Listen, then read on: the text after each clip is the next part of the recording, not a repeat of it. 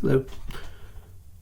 I would like to speak with you for a moment about a part of a project I'd rarely talk about.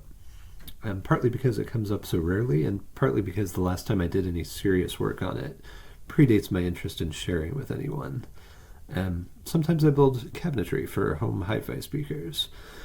The details of what it takes to match a set of drivers to a particular size of speaker cabinet is outside of the scope of this video, but suffice to say, there are some measurements and formulas developed 50 and 60 years ago, which turned cabinet design from good guesses into measurable results. It's not coincidence that high-quality acoustic acoustic suspension, that is sealed box loudspeakers, came into their own as the science did through the 1960s and 70s. So I've decided I'd like to build another pair of speakers. With the previous ones done some 8-9 years ago, with a somewhat different set of objectives in mind. In this case, as a practical matter of having personally heard the drivers that I'm going to use in different cabinets, and because the math for these drivers was more or less sorted out before I was born, I don't have to go through the annoyance of finding that one old Windows program that can chart response curves versus driver parameters and internal box volume. I have a range of volumes already in mind, and with that, I need to come up with a box that falls in that range. In particular, I'm going to be building a pair of human speakers. Human is, to paraphrase Audiovox, the keeper of the New England sound.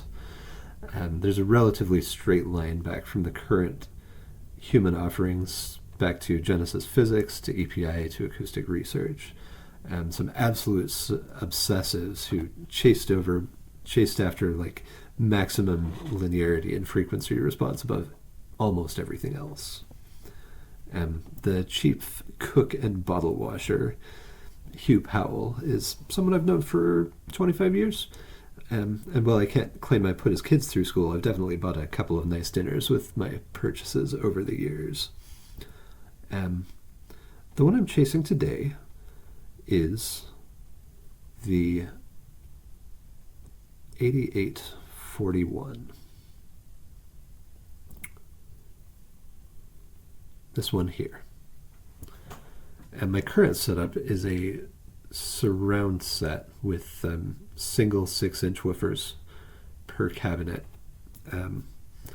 But where I live now has the entire floor. The current ones I have are similar to this 61 here. But the entire main floor of this house, it's not a very big house, but it's one of those open floor plan ones.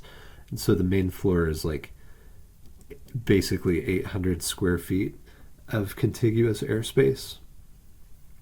And well, the current one speakers don't get lost in it exactly. I'd like something with a little more shove without being utterly giant. And these things are it. It is a pair of 8-inch woofers,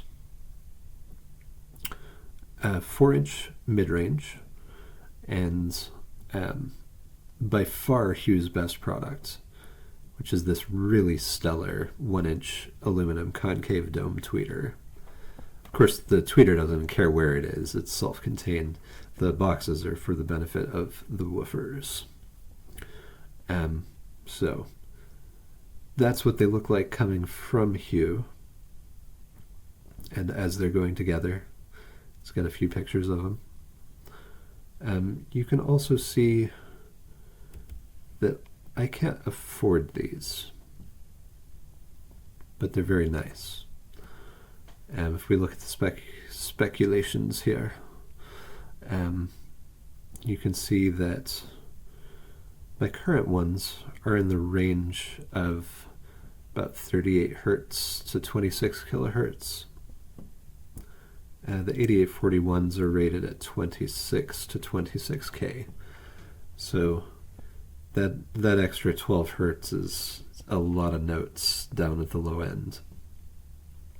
I'm not sure if I totally believe 26K or 26 hertz, but it's in the ballpark. I've had a pair of towers that were rated for something like that, and they definitely did go down that far.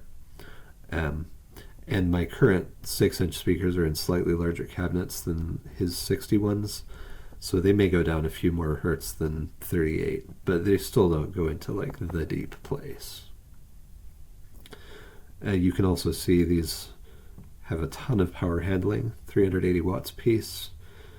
Cabinets are 90 pounds, about 4 feet tall, 1.5 feet deep, 10 or so inches wide.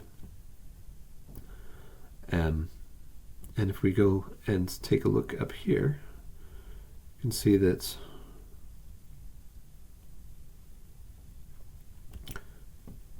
he will just sell the parts.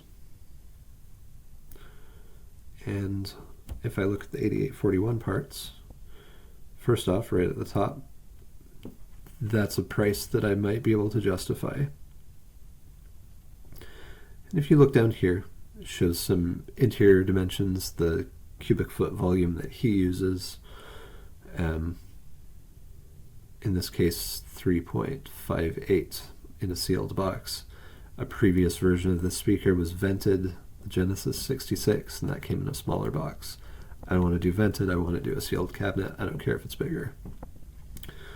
The kit comes with all of these exciting features you see here. A couple of 8-inch woofers. These are shown with foam surrounds. They come with butyl rubber surrounds now, but same otherwise. A bi-amp capable crossover. You've got over here a container for the mid-range, and then that lovely tweeter. So if we go back up here, the stock claims 3.58 cubic feet. I know that driver will tolerate like between 1 and 2.5 cubic feet per woofer. So I'd be happy with anything on the higher end of that range, really. I've had a couple of, built 3 speakers where it was 2.5 cubic feet per woofer, and those would go to the deep place. And there's no point in putting 4 8s in front of you anyway if you don't want that bass. So the air volume can vary some, and there's functionally infinite combinations of width, depth, and height that multiply out some internal air volume within that range. And of course, you also have to consider the fact that any internal bracing will decrease the effective volume, and damping material will increase it. I had previously written some routines on an old HP 97 calculator to work out the dimensions of the last speakers I built. But that machine's in pieces now. And since I've developed a programming language that's a good choice for these sort of what-if programs, we're going to use that instead. I've written some routines in this language to help me solve my cabinet design questions, and I figured I'd take you along for the ride. So if we pop back over here, take a look at it. And just load it up here. It shows you some basic instructions, or basic information, I guess. So the stuff we're dealing with is mainly right here. X, Y, and Z are the internal overall dimensions in inches. T is the panel thickness that you're going to use. In this case, the boxes are made out of MDF, and so MDF normally comes in 1/2 inch or 3/4 inch would be the relevant sizes for speaker construction. So then you've got V is the air volume inside the cabinet, and B is what the bracing takes up inside the cabinet. So obviously you have to have some bracing if you're going to be throwing cones around. Otherwise the cabinet vibrates and starts to speak like when really you just want the drivers to speak, and you would like the cabinet to be quiet. So can just take you through a couple of things here. If we decided we wanted, for example, to build a basic speaker that was like 10 inches wide and 12 inches tall and maybe 8 inches deep, and then had a box or had a panel thickness of 3/4 of an inch, we can just write those all in and it will record that information, and then we can solve for stuff as well. We can say solve for volume. It shows us 960 cubic inches. Now if we now type size, it'll give us some information about what we just did. You can see that the inner dimensions are what I said. The outer dimensions include the thickness of the panel. It shows you the air volume inside, and there's no bracing inside. Now you could just figure out what a brace would take up inside, but if you're also playing around with the external dimensions and tweaking stuff, that's not necessarily a great way to do it. So what we can do is, instead of supplying a number as a brace, we can instead supply a program as a brace. So I can write a program and say, I want a shelf brace that is a flat brace from front to back that touches both sides. We just say brace shelf. And let's say I want to cut a couple of, well, we'll just cut one 6-inch circle in it. So we'll say 6 brace circle. And that gives us the volume of a circle. And this is all going based upon the panel thickness, as I said. So I can supply that as the program, and I can just say B, which stores that into the brace value. Now if I solve for volume and show the size again, you'll see that it has calculated the volume of the shelf brace, taken out the circle in the middle, and then recalculated the air volume based upon the inner dimensions that we kept it at. So that's all fine and good. That brings us down to about 0.51 cubic feet, which is, or 0.52 cubic feet, which is totally fine for a 6-inch speaker, for example. But what if we wanted it to be a 0.75 cubic foot? So we could say 0.75, and we will convert that to inches cubed, and we'll write that out to our volume. Now if we try to adjust things or see what we've got done, it shows us that our equation is inconsistent, so we have to solve for something. In this case, maybe we'll just make it taller, so we can solve for y and then see what our size is. You can see our y dimension has jumped up from 12 inches to 17 inches. But we've now got something that matches the footprint. It's just taller, and it has our larger air volume. Then we could, for example, say, well, if we're going to make it that tall, we need 2 braces in it. So we can just go up here. We have this brace already, so we'll just multiply that by 2. And then we'll solve for y again, which will make it a little bit taller, but it'll keep the footprint and the volume the same.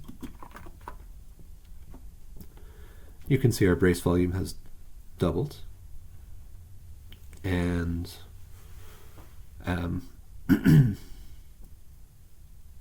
the height has also increased. The brace volume hasn't quite doubled. It's a little more. That may be because one of the other dimensions has changed. But anyway, so let's take a look at the actual code behind this.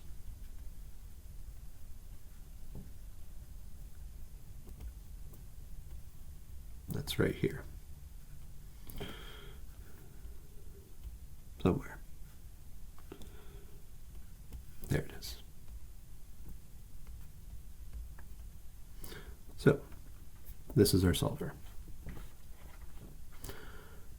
We can see right at the top here we've got a couple of constants. Just a basic copy of pi, and pardon me, and we want 4 significant digits. Right up top there's a big routine to just do a quick and dirty cut to make significant digits happen in this language. But if we go down here first, if we go to these quick store functions, this is what happens when I typed x or y or z or whatever.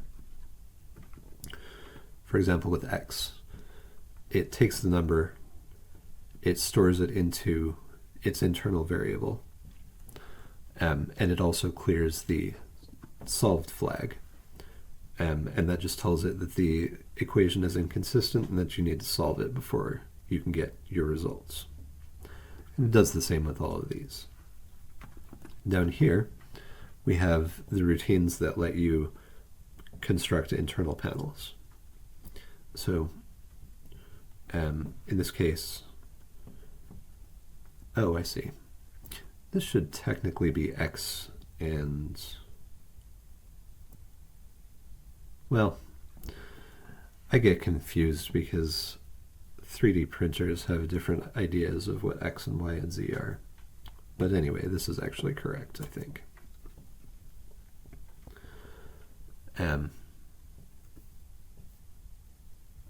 So to generate a shelf, it's multiplying out x and y and multiplying it by the thickness of the material you're using.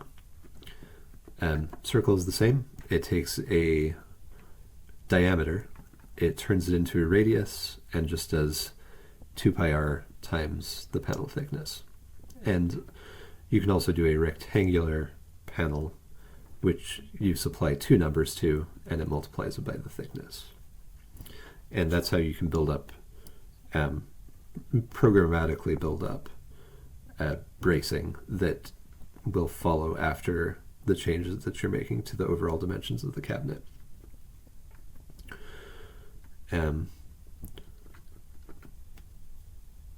Down here, you can see that I have a preset for the 8841, which is the one I'm working on. You can see that I've put in the basic dimensions here. You can also see that over here, with volume, instead of including a number, I just included another program, and that just runs 3.58 cubic feet, 2 inches cubed. I also defined the braces as a program here.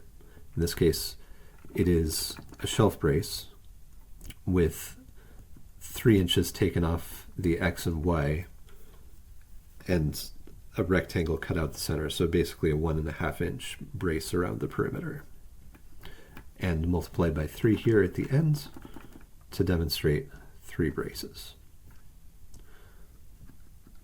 Down here at the bottom, at the very bottom, we have instructions. That's just a string that's printed out at the beginning. Down here we have the size function. Now the size function looks at whether the equation's been solved yet. If it has, then it runs this. It prints out all of those pretty things that we just saw. If it's not solved, it will warn you to solve the equation first. And then if t is if then else. So that chooses between those two. We also have our 2 2 foot squared and 2 inch, or 2 foot cubed and 2 inch cubed. And then this little helper function that will take an outer dimension and turn it into an inner dimension. So if you have a 1/2 inch thick panel and your outer dimension is 10, then your inner dimension will be 9. 1/2 inch times 2. When we go back up here, these are the solvers. When I was typing SX or SV or whatever, this is what's happening. So it's taking the volume, the air volume plus the brace volume when you're solving for X, divides it by Y, divides it by Z, shows you the result, stores it, and also updates here the flag to say that the equation is now consistent, it has been solved, so it's okay to print. These things are just basic algebraic variations of what we've got. So up at the top here, we also have this significant digits thing. This was something I cooked up to kind of move the decimal point around and gather up 4 significant digits and then print those. Otherwise you get like, I don't know, 15 or 16 decimal places of accuracy, which is like wildly beyond anything that's useful, especially when you're tinkering like this, but also just at all.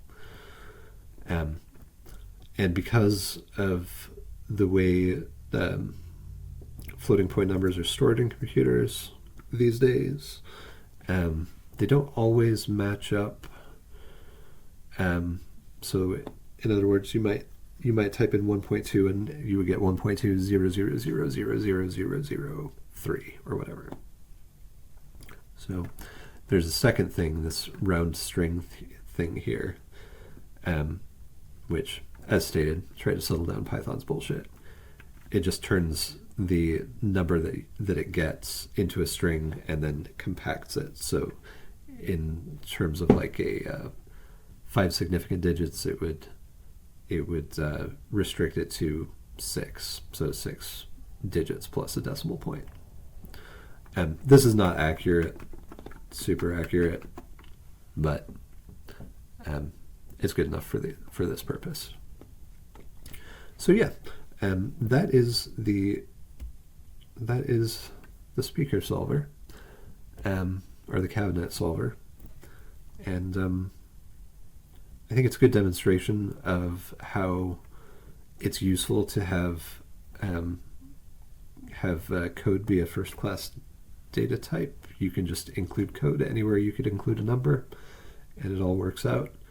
And being able to interact with these routines directly means I can really feel out the answer to my problems, which is what I was doing with pen and paper and a calculator before. And this is similar, but it's better. In particular with the bracing, being able to work on that. So yeah, figured I'd show you that. It's a good example of me eating my own dog food, I guess, since this is my language and it's my program and I'm using it to do my shit. So, I guess that's it for the moment. Farewell.